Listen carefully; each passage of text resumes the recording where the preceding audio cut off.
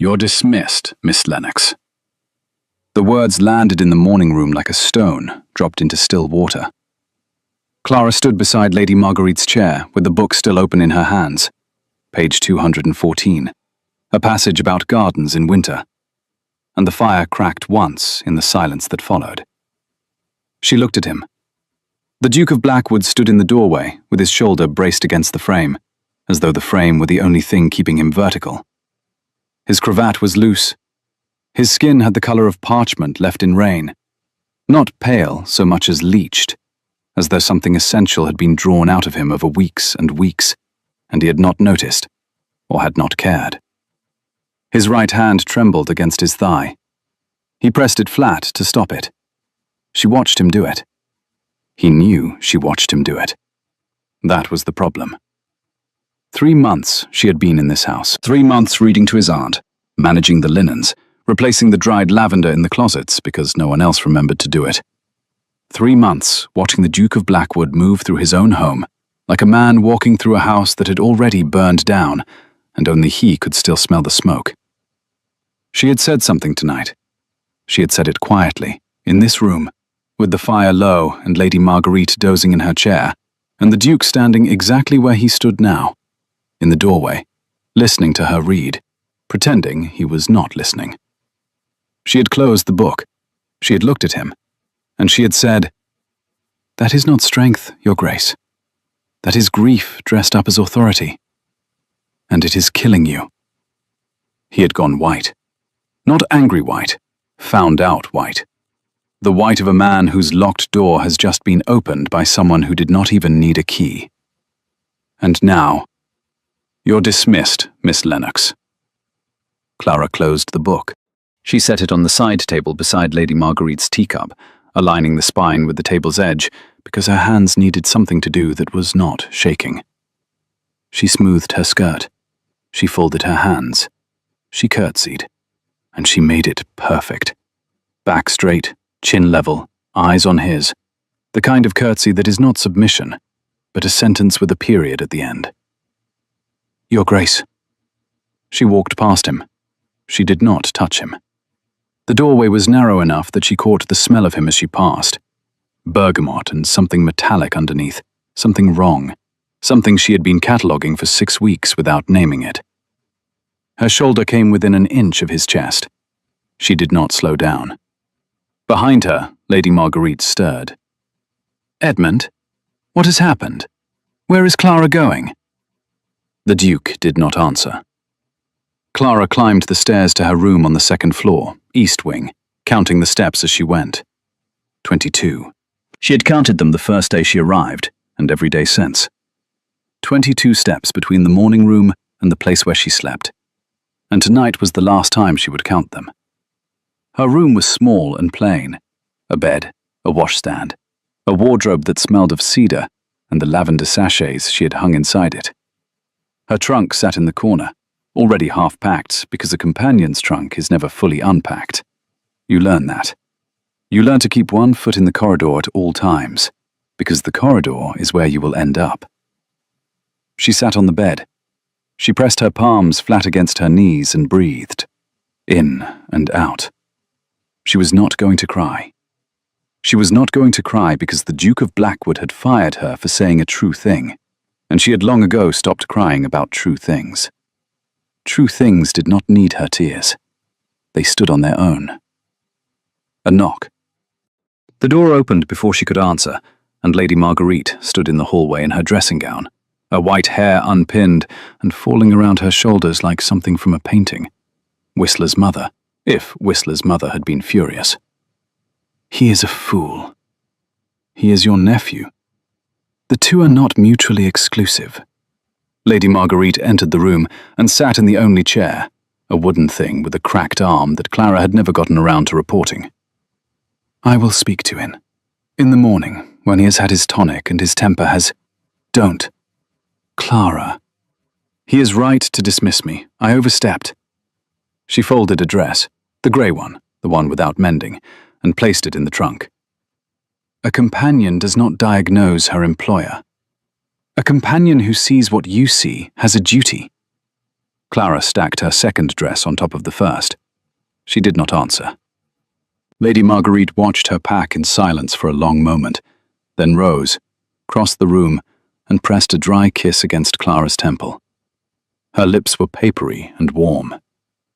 "The lavender in my closet. You'll tell me where you buy it. I grow it, in the window box. Take what is left." Lady Marguerite nodded and left. The door clicked shut. Clara stood alone in her room, with the trunk open and the lavender still scenting the air, and the silence pressing in from every wall. Then she heard it. Footsteps in the corridor outside her door. Not Lady Marguerite's shuffle, but a heavier, more deliberate tread. Two voices. She recognized both.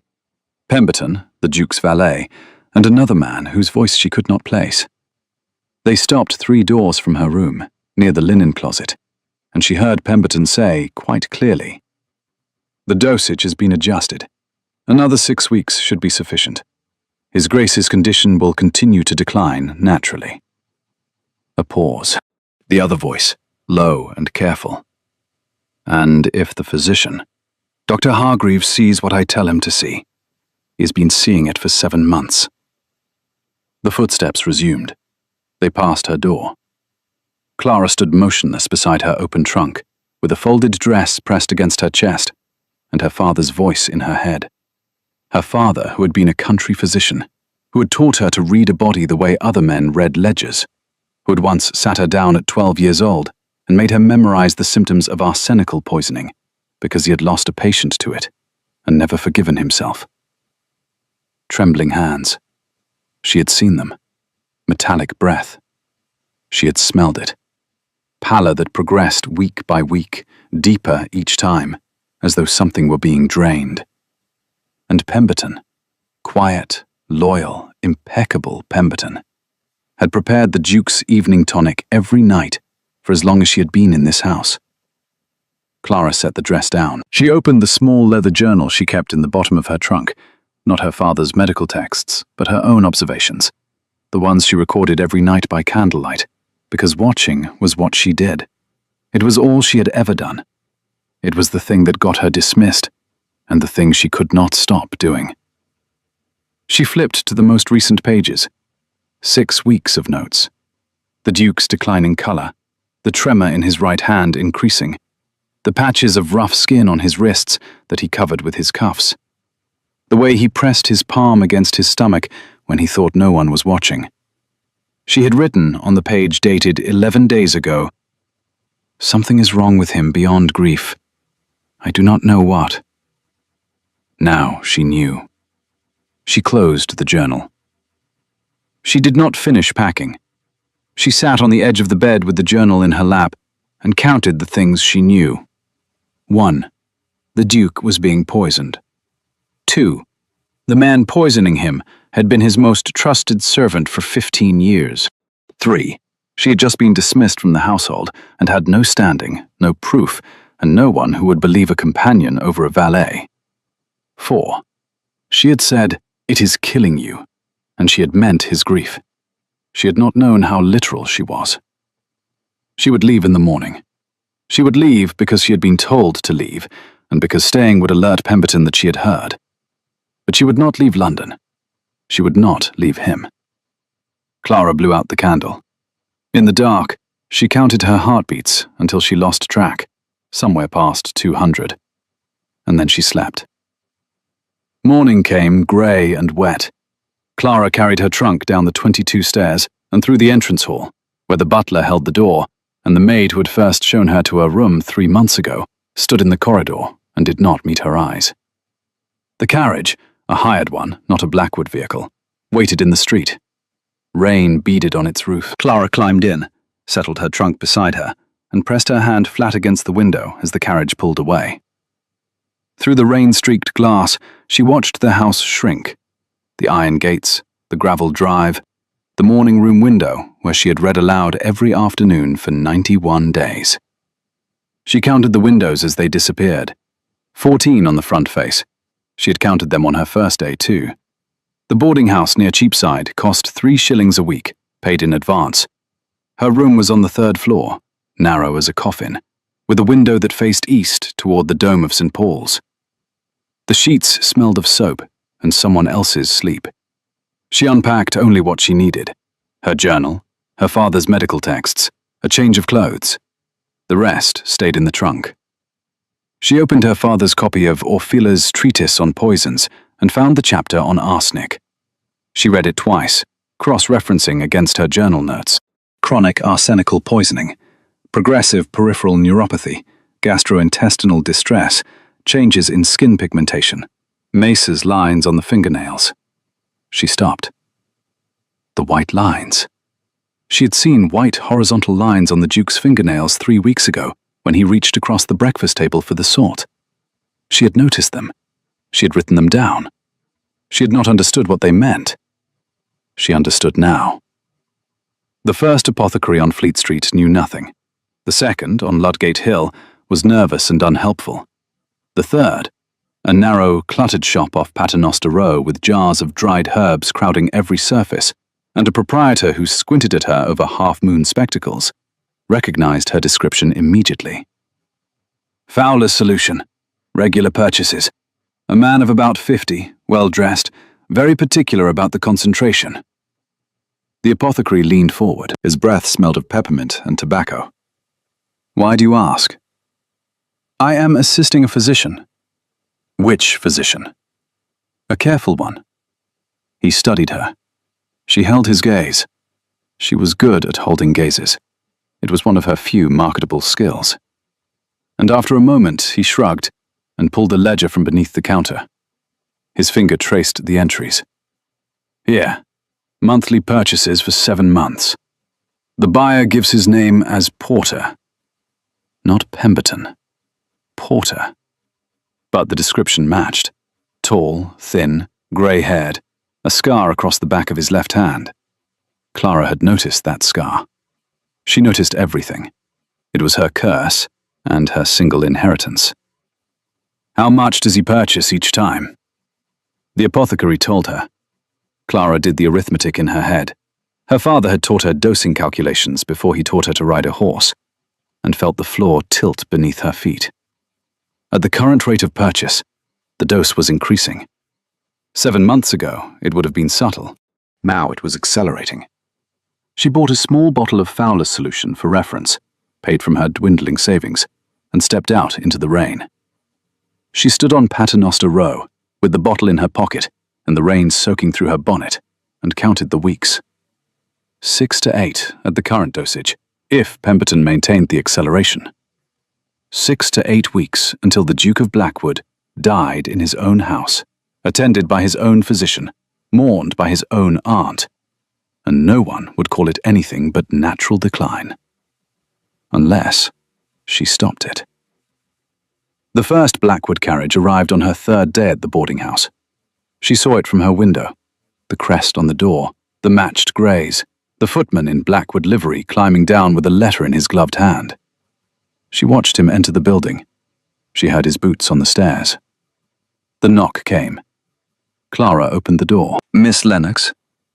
The footman was young, red-cheeked, uncomfortable. His Grace requests your return to Blackwood House. The carriage is at your disposal. She looked at the letter in his hand. Cream paper, the Blackwood seal in dark blue wax. She did not take it.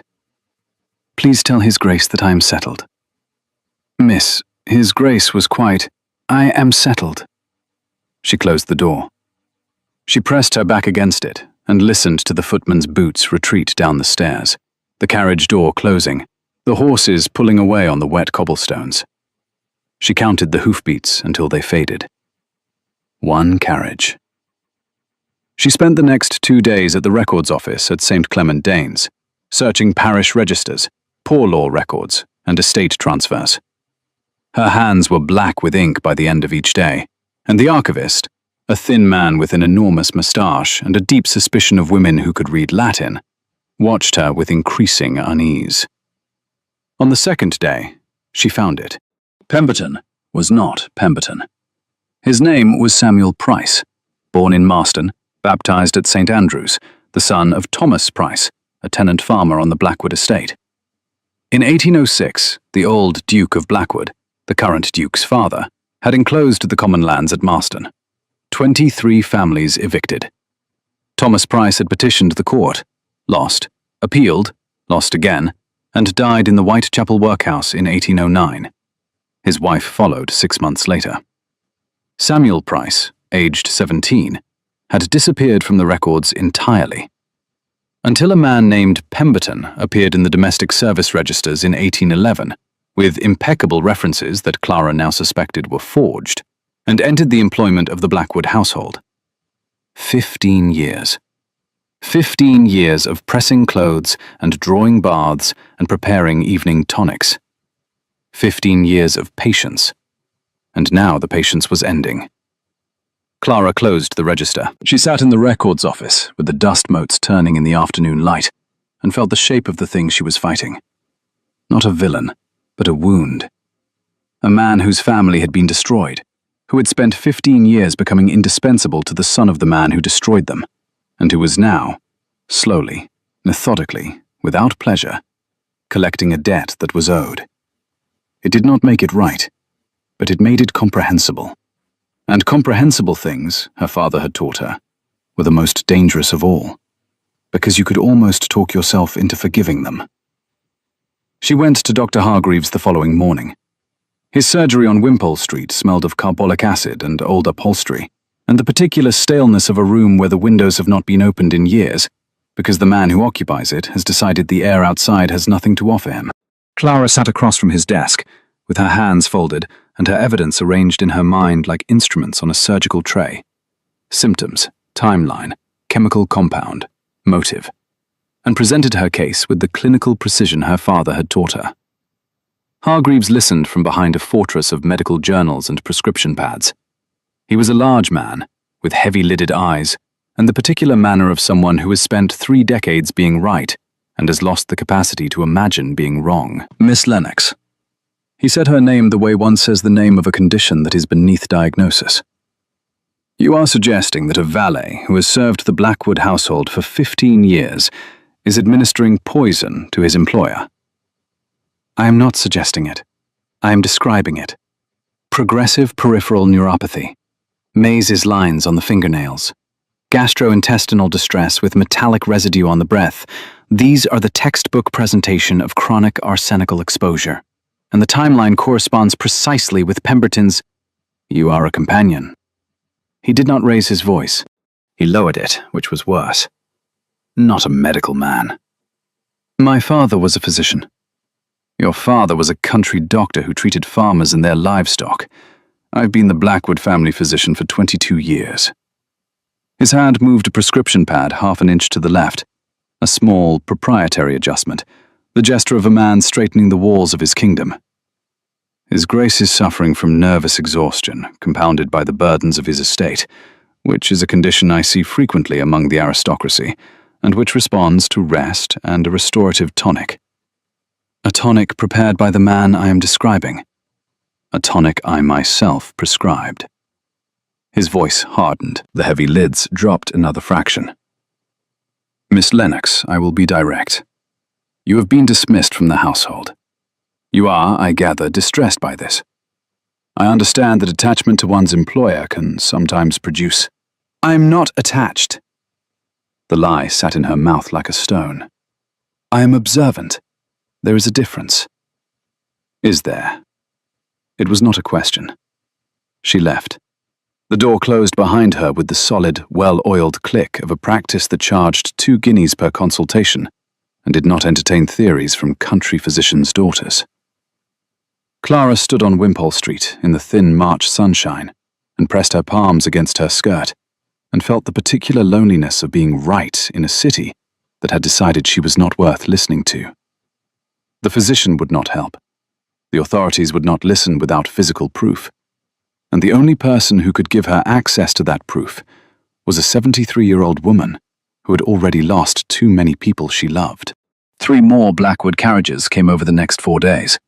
Different vehicles each time: the town coach, the barouche, a curricle driven by the Duke's groom. The Duke was emptying his stables. Clara counted each one from her window. 2, 3, 4. Each came with a letter she did not open. Each left with the letter undelivered. On the 4th carriage, the groom shouted up at her window, "Miss, His Grace says he will send every carriage in London if he must." The landlady, Mrs. Hatch, appeared in Clara's doorway with her arms folded and her eyebrows at an altitude that suggested she had opinions. "A duke sends his carriages and you won't so much as come to the window?" "I came to the window."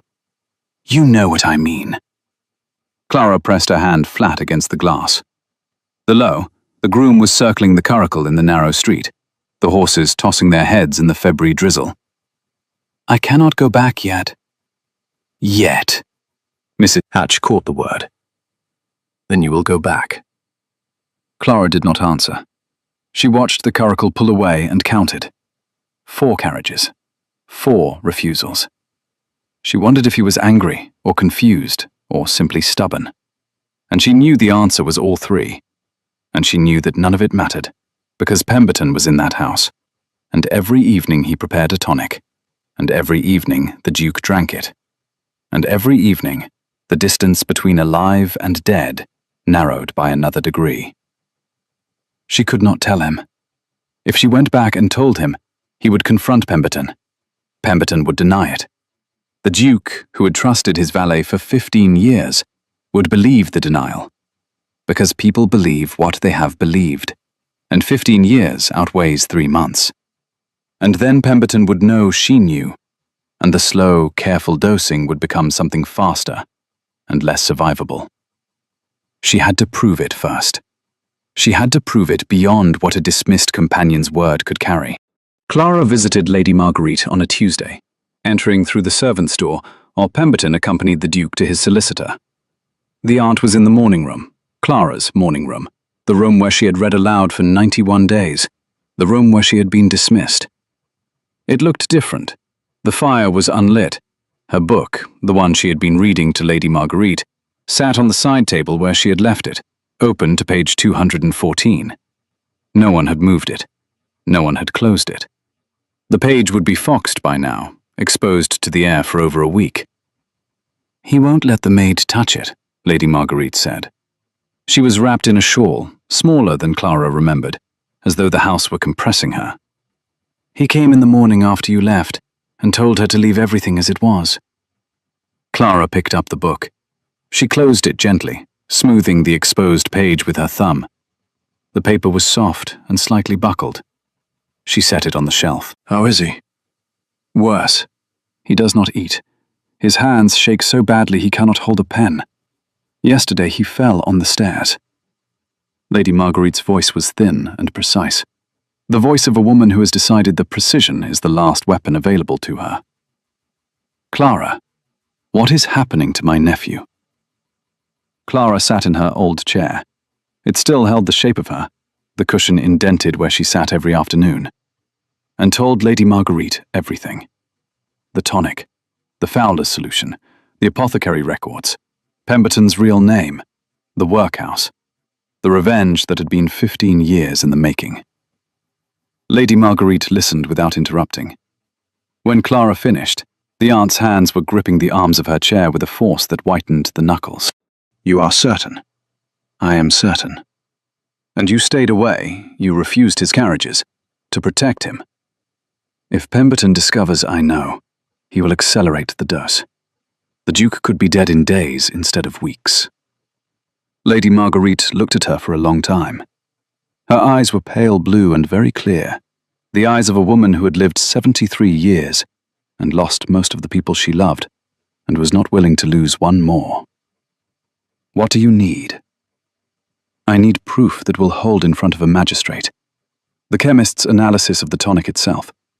But I cannot take a sample without entering the house, and I cannot enter the house without Pemberton seeing."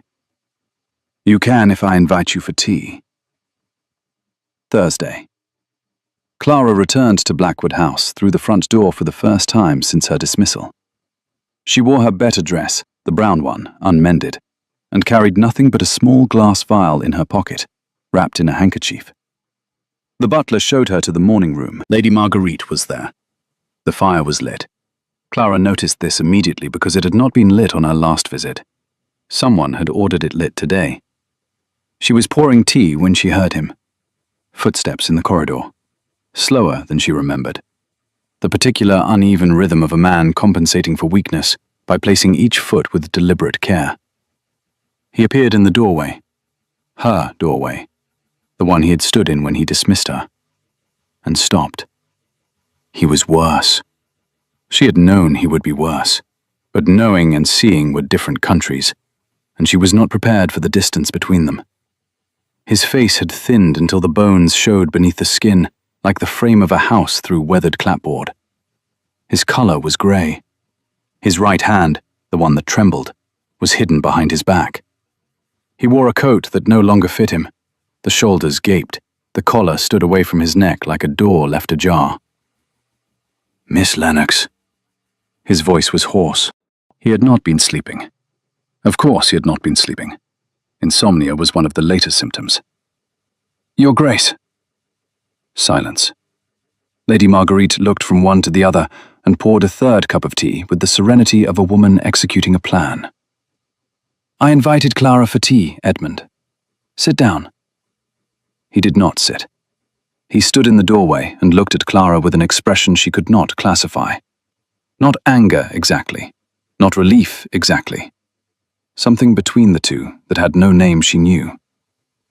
"You refused my carriages." "I did." "All of them?" "Yes." "Why?" She held his gaze. She could not tell him why. She could not say, "Because I am trying to save your life and you are making it very difficult by being noble and stubborn and sending increasingly large vehicles to my boarding house." She could not say, "Because every time a Blackwood carriage appears on my street, I count it and add it to the list of reasons I cannot sleep, because I was not ready to return. And now, I am here for tea." Something moved in his face, a fracture in the mask, quickly sealed. He turned and walked away. His footsteps retreated down the corridor, slow, careful, each one placed like a word chosen by a man running out of language. Lady Marguerite waited until the footsteps faded. Then she leaned forward. "The tonic is on the sideboard in his study. Pemberton prepares it at 7 and leaves it. Edmund drinks it at 8. You have 1 hour." Clara set down her teacup. She crossed the morning room, walked down the corridor, and entered the Duke's study. It was smaller than she expected, book-lined, dark, with a fire that had burned to embers, and a desk covered in papers he clearly lacked the steadiness to organize. On the sideboard, a crystal decanter, 2 glasses, and a small brown bottle with a cork stopper. The evening tonic. She uncorked it. The smell hit her. Bitter herbs layered over something she recognized instantly. The faint, almost sweet undertone of arsenic. Her father had described it once as the smell of almonds left in a burning house. She poured a measure into her vial, replaced the cork, pocketed the vial, and was back in the morning room in 4 minutes. Lady Marguerite handed her a biscuit. Clara ate it without tasting it. The chemist on Wick Street, a man named Aldridge who had trained under Professor Christison and owed Clara's father a debt that extended beyond the grave, confirmed it in 2 days. Arsenic trioxide in aqueous solution, masked with gentian root and valerian. Whoever prepared this knew enough to make it taste like medicine. He handed her the written analysis, sealed and signed. "Miss Lennox, this is a lethal dose. At this concentration, administered daily, I know. This must go to the authorities." "It will. But I need something more first." Clara stood at the window of her boarding house, with the chemist's sealed report in one hand, and the other pressed flat against the glass. Below, a coal cart rattled past. A boy swept the gutter. London continued, as though a man were not dying in a house on the other side of it. She needed the Duke to believe her. Not the magistrate.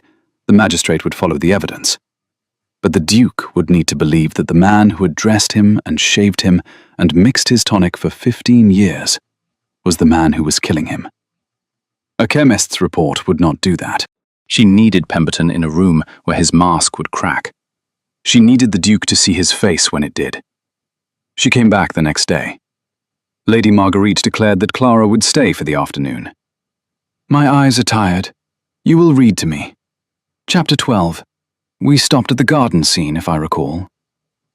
The morning room was warm. Someone, not Lady Marguerite, who had not the physical strength to carry logs, had built the fire high and hot, as though anticipating that the room would be occupied. Clara's chair waited for her, the cushion still bearing the impression of 91 afternoons. She sat, opened the book to the marked page, and began to read. She read about gardens, about a woman who planted roses in soil that had been salted by a previous owner, and who waited 3 seasons for anything to grow. The prose was unremarkable, the sort of gentle domestic fiction that Lady Marguerite preferred, and that Clara had come to love for its smallness, its insistence that a life contained within 4 walls and a garden fence could be enough. She shaped each sentence so that it landed clean and whole in the quiet room, the way her father had once told her good medicine should land, precisely, gently, with full knowledge of what it was treating. 20 minutes in, she heard him. Not footsteps. He had learned to walk quietly, or perhaps the poison had made his tread lighter than it should be. A creak of floorboards in the corridor beyond the morning room door. The faintest shift of weight, like a held breath given a body. He was standing just outside the threshold, just beyond where she could see him, and where he could pretend he was passing through on his way to somewhere else. He was not passing through. He was listening.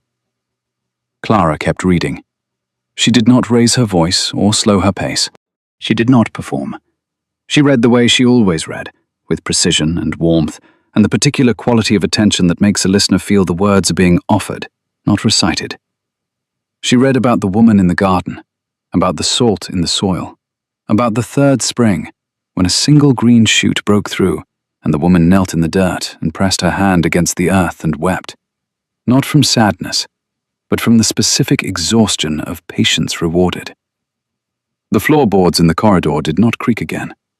He was still there, perfectly still, listening, the way he had listened every evening for 3 months before he dismissed her, standing in the doorway, pretending the book was what brought him.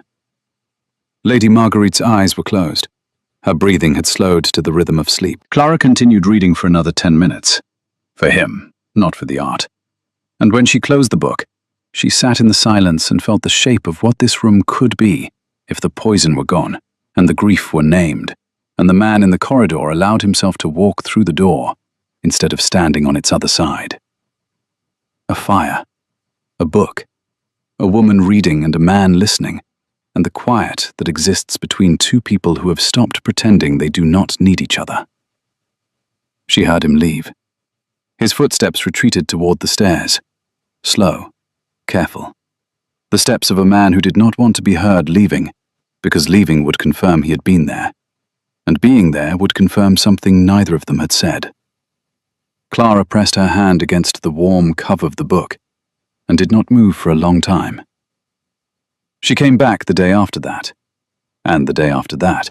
The carriages had stopped, not because he had stopped sending them, but because she was already in his house every afternoon.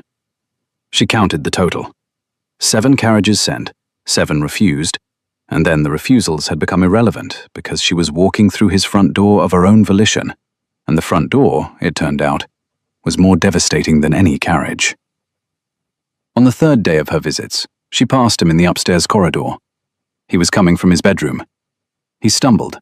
His left knee buckled, a small collapse that he corrected in half a second by gripping the wall. But in that half second, Clara was there.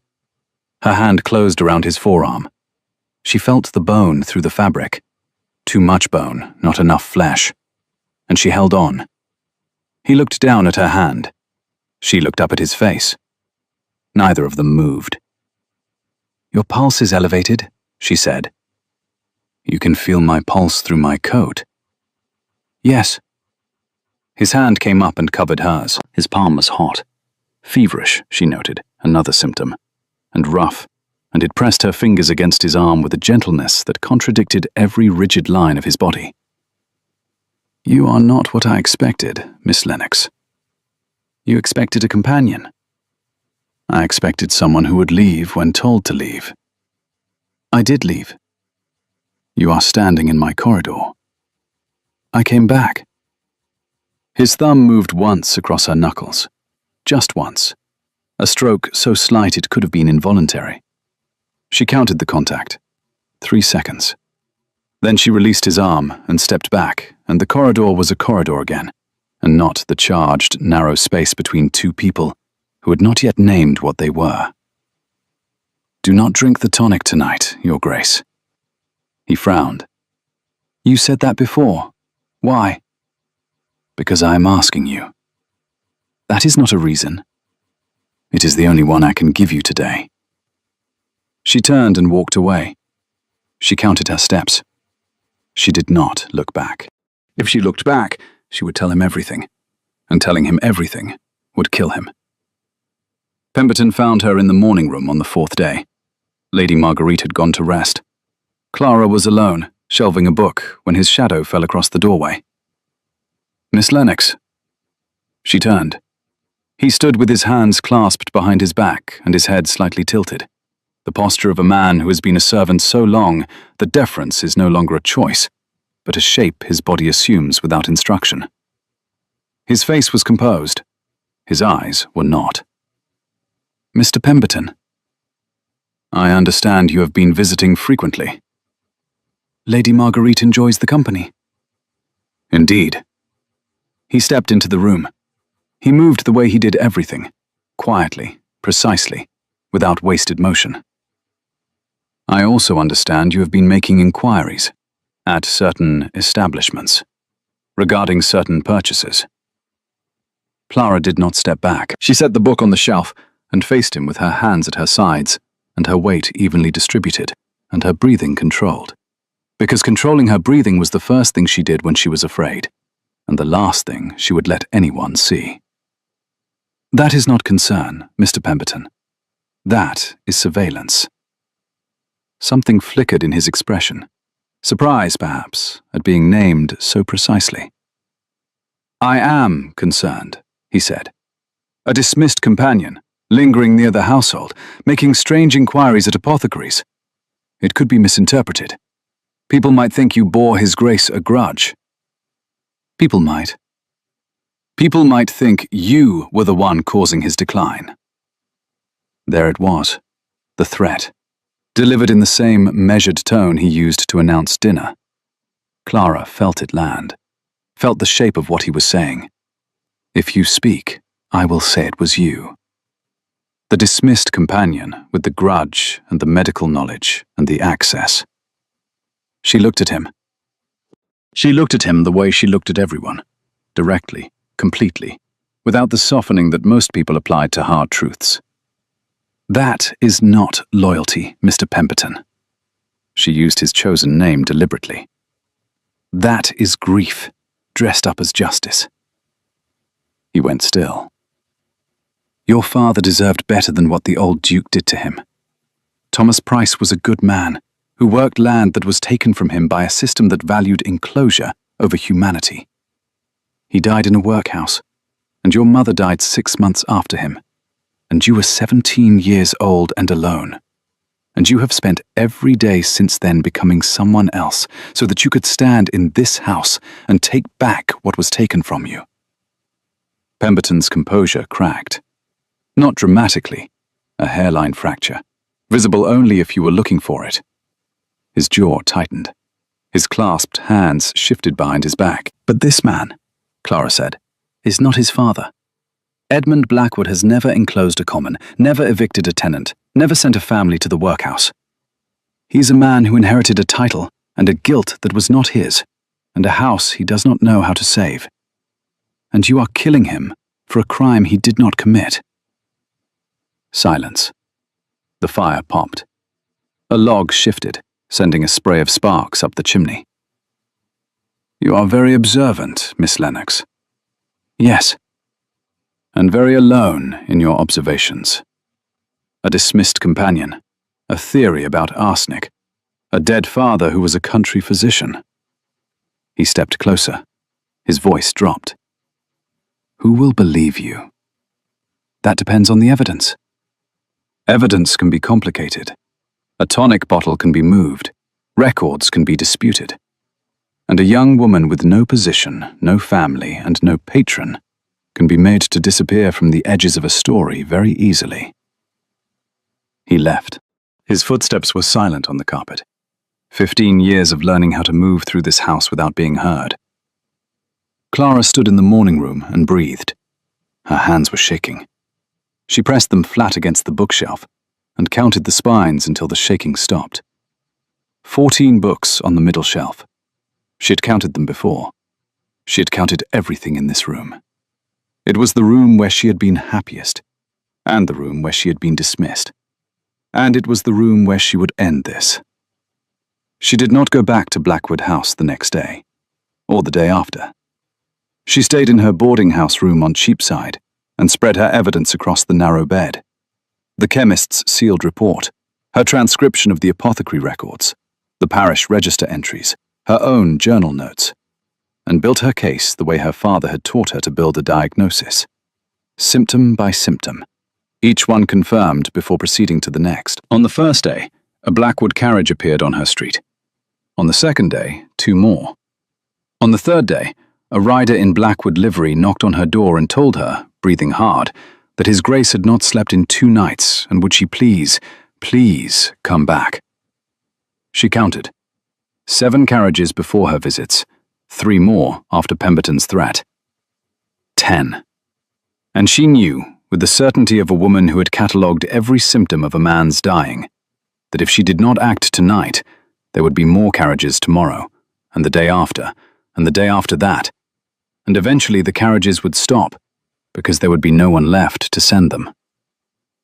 That evening, she did not go back to the boarding house. She went back to Blackwood House. She waited in Lady Marguerite's sitting room until the household retired, and then she walked down the corridor to the Duke's study. He was there. He was sitting at his desk with a pen in his hand and a blank page before him, and the pen was shaking so badly that a constellation of ink spots had formed on the paper, where his hand had hovered without being able to land. She knocked on the open door. He looked up. His eyes were red-rimmed. The tonic glass on the sideboard was full, untouched. He had listened to her. He had not drunk it. "Why do you keep coming back?" His voice was low, stripped of the formal distance he had used since her dismissal. "Because you keep sending carriages. You refused every one." "I did." "Then why are you here?" She could not tell him. Not yet. Tomorrow she would have the full case assembled, the chemist's report, the apothecary ledger, the parish records. Tomorrow she would bring a magistrate and a physician and evidence that could not be disputed. But tonight, Pemberton had threatened her, and the dose was increasing, and the Duke was sitting in his study unable to hold a pen, and she was so tired of counting things, carriages, heartbeats, symptoms, days, without being able to say why. She crossed the room. He stood, unsteady, gripping the desk. She stopped in front of him, close enough to see the Mises lines on his fingernails, close enough to smell the bergamot, and beneath it, the metallic sweetness that was not cologne, but poison. She kissed him. It was not romantic. It was not calm. It was the action of a woman who had run out of ways to protect someone without telling them why, and chose the only language left that was not a confession. She put her hands on his face. His skin was hot, too hot, the low fever of chronic poisoning, and kissed him. And his hands came up and gripped her wrists, and he kissed her back with the desperate gracelessness of a man who had forgotten that his body could do anything other than fail. When they broke apart, she was crying. She had not cried in months. She had not cried when he dismissed her, had not cried when she found out he was being poisoned, had not cried when Pemberton threatened her in the morning room. But his mouth tasted of nothing. No tonic, no arsenic, just tea and exhaustion. And the relief of it broke something open. He stared at her. He had never seen her cry. "Go to bed, Your Grace. Do not drink the tonic tonight." "You keep saying that. And I will keep saying it until you trust me enough to ask me why." He reached out and brushed a tear from her cheekbone with his thumb. His hand trembled against her skin. "Why?" "Tomorrow," she said. "Ask me tomorrow, and I will show you everything." She left his study. She walked down the corridor and counted her steps, 14 to the staircase. And she did not look back, because looking back was something she allowed herself only when the danger was over. And the danger was not over yet. Morning. Clara arrived at Blackwood House at 9 o'clock with 3 people. Aldridge, the chemist, carrying his sealed report, a magistrate named Holloway, arranged through Lady Marguerite's connections, and Dr. Hargreaves, who had been summoned by a letter from Lady Marguerite that read, in its entirety, "Come at once, bring your instruments, and prepare to be wrong about everything." The morning room had been prepared, fire lit, chairs arranged. Lady Marguerite sat in her usual place with the composure of a general who has spent the night reviewing maps. The Duke sat beside the window. He looked like a man who had not slept, because he had not. But he also looked like a man who had stopped drinking poison 12 hours ago, and even 12 hours made a difference. His hands were steadier. His colour, marginally, had shifted from grey towards something that might, in good light, be called alive. "What is this?" He looked at Clara, at the 3 strangers, at the sealed documents in her hands. "This is the reason I stayed in London. This is the reason I refused your carriages. And this is the reason I told you not to drink the tonic." She laid it out, all of it. The apothecary records showing 7 months of Founder's Solution purchases by a man matching Pemberton's description. The chemist's sealed analysis, confirming arsenic in the evening tonic. The parish records identifying Pemberton as Samuel Price, son of an evicted tenant farmer. The progression of symptoms matching chronic arsenical poisoning. Dr. Hargreaves, to his credit, went white. He took the chemist's report, read it twice, and then sat down heavily in a chair that creaked under his weight. "I prescribed that tonic. Pemberton mixed it. I trusted." He stopped. "You trusted." Clara's voice was quiet, not accusatory, not triumphant. "You all trusted. That is not a failing. He was very good at being trusted." The magistrate asked for Pemberton to be brought in. He came. He entered the morning room in his valet's coat, with his hands clasped behind his back and his posture impeccable, and he saw Clara and the chemist and the magistrate and the documents spread across the table. And he understood. His face changed. Not dramatically. A settling. The way a building settles when the last support is removed. Not a collapse, but a slow downward shift of everything that had been held in place. Clara stood. She did not look at the magistrate. She looked at Pemberton.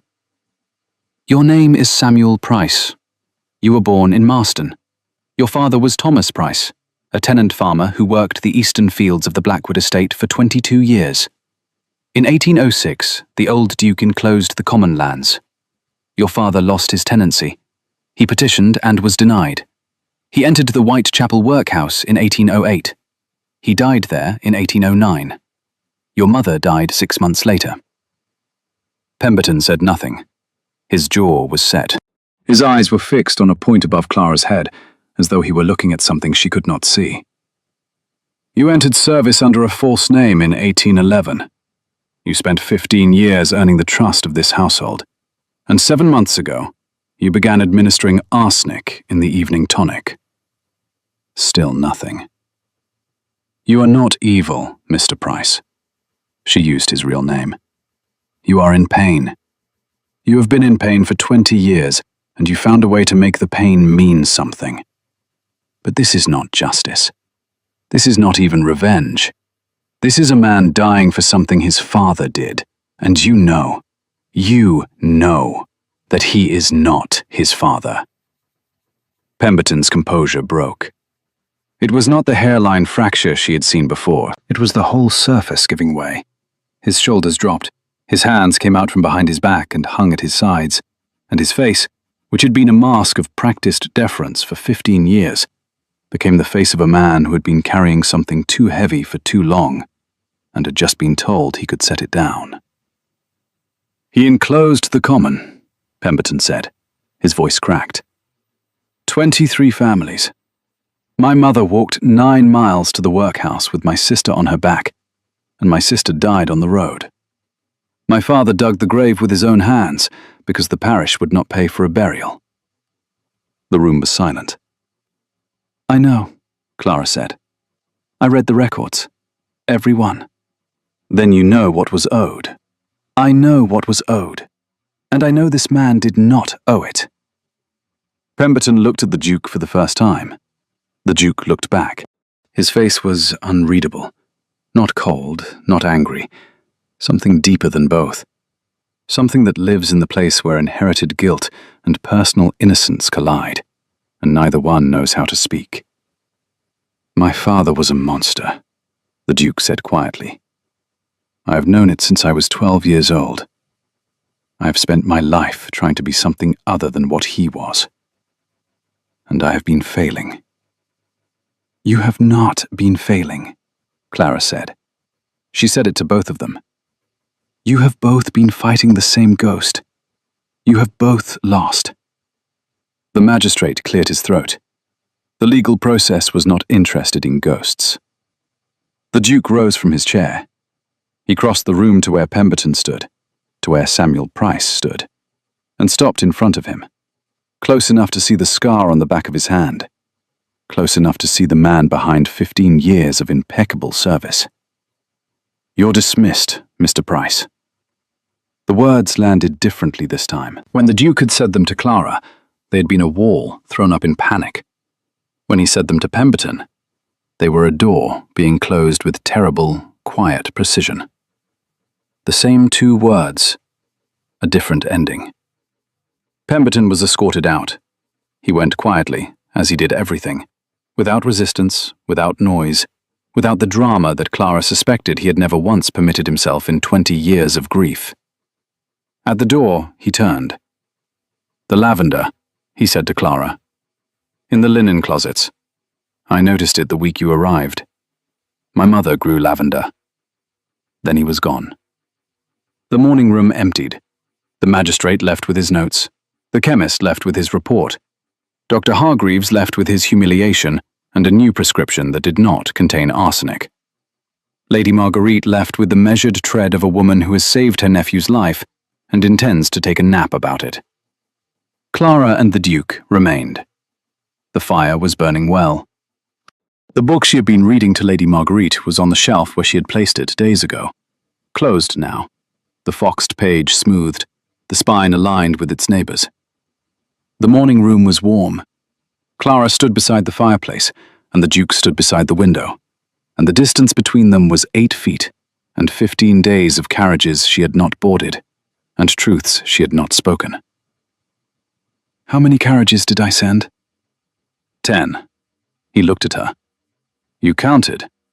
"I always count." "And every time you refused. You were trying to keep you alive, yes." He crossed the room. Not quickly. He was still weak, still recovering, still a man whose body had been poisoned for 7 months. But steadily. He stopped in front of her. He did not kiss her. He took her hand and pressed it flat against his chest, over his heart. She felt the beat through his shirt, through the wool of his waistcoat, through the thin cotton of her glove. She counted. 72 beats per minute, slower than before. Steadier. Alive. "Stay," he said. "That is not a question." "No." He held her hand against his heart. His eyes were clear for the first time since she had known him. Clear the way a window is clear after someone has finally opened it. "It is not." She stayed. 6 months later, the morning room was unrecognizable. Not physically. It was the same room, the same fireplace, the same windows facing the garden where the roses were beginning their second bloom. But the dust covers were gone. All the chairs were uncovered and occupied, or available to be occupied. The fire burned every day now, even in summer, because Lady Marguerite preferred the warmth, and Clara preferred the sound, and the Duke preferred whatever Clara preferred, though he would have rather had his other hand poisoned than admitted this aloud. Clara sat in her chair, Her chair, with its indentation in its place, reading aloud.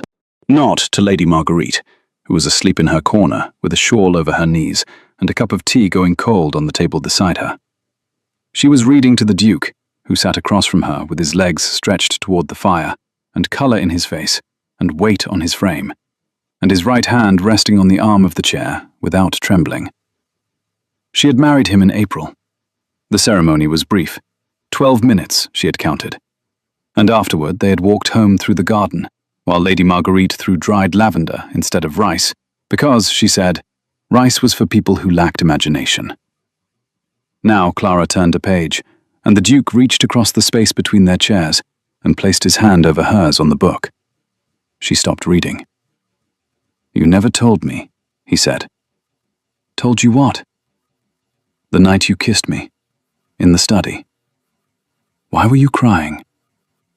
She looked at him. She looked at him the way she looked at everyone, directly, completely, but also the way she looked only at him, with the particular attention of a woman who had spent months cataloguing the symptoms of his dying, and now catalogued, with equal precision, the signs of his living. The colour in his lip, the weight in his hand, the 72 steady beats per minute that she felt every night when she pressed her ear against his chest in the dark. "Because you tasted like nothing," she said. "You tasted like nothing, and it meant you hadn't drunk the poison, and it was the first moment I knew you might live." He lifted her hand and kissed her knuckles, one by one. She counted. 4 kisses, 1 for each knuckle, and she would have counted more, but he pulled her from her chair and into his, and the book fell to the floor, and she laughed against his collarbone, and it was the only time in 6 months of marriage that she lost count of anything. The morning room held them. The fire burned. On the shelf, the book lay closed, its pages unmarked, waiting for tomorrow. In the garden below, lavender grew along the south wall. Clara had planted it in May. It grew in the same soil that had once belonged to the common lands of Marston, before enclosure, before eviction, before 20 years of grief had taught a man to poison instead of plant. Now it grew. It bloomed. It scented the linens and the closets and the morning room where a woman who never cried sat in a duke's lap and laughed. And a duchess who had once curtsied perfectly would never curtsy again, because she no longer needed to perform dignity. She simply had it. If you have ever refused to leave someone, even when they told you to go, even when every reasonable voice said walk away, because something in you knew they needed you more than either of you could say aloud, then you know Clara's story. You know the weight of staying when it costs you everything, and the cost of leaving when everything in you says remain. Tell me in the comments, what would you have done? Would you have gotten in the carriage, or would you have counted them from the window? And if you are listening to this for the first time, welcome to the fireside. Subscribe, settle in, and I will see you in the next story.